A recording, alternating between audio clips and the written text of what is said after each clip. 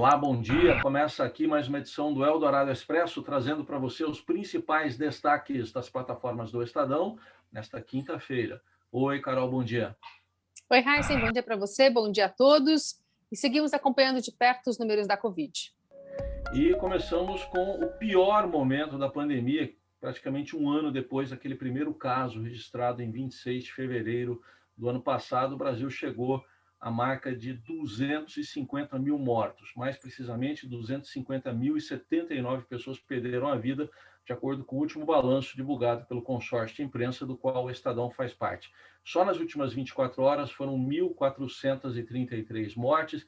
E o que chama atenção também é a pior média diária de mortes. Foi uma média de 1.129 registrada ontem, 1.129 óbitos. É a pior média de toda a pandemia e também vem num período seguido já de 35 dias consecutivos, com média de mais de 1.000 mortes, também de acordo com os dados do consórcio de imprensa.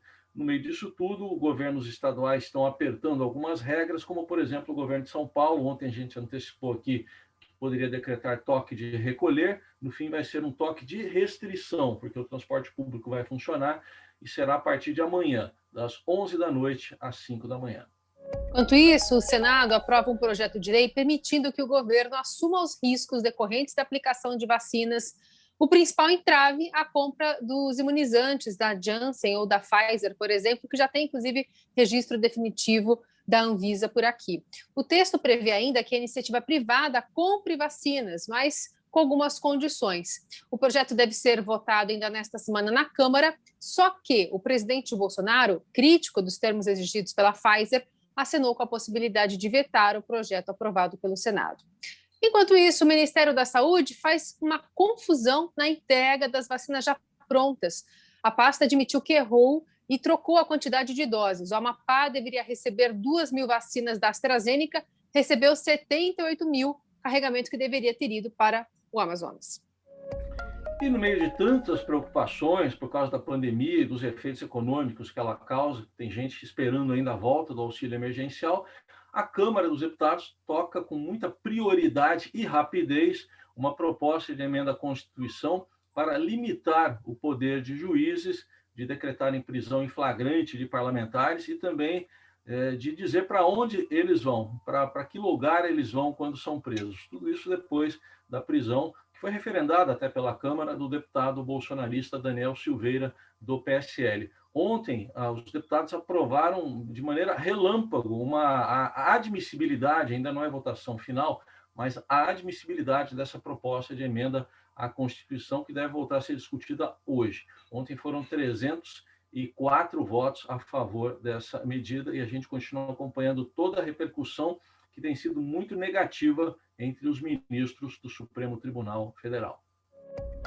Está chegando a hora do leão. A Receita Federal informou que as contribuições que receberam o auxílio emergencial do governo no ano passado e, além disso, tiveram rendimentos tributáveis acima de R$ 22.847, terão de declarar imposto de renda em 2021 e devolver o benefício. Os valores do próprio auxílio emergencial não devem ser incluídos no cálculo desse limite, apesar de serem considerados rendimentos tributáveis pela Receita. O prazo da apresentação da declaração do IR começa em 1º de março e vai até o fim de abril.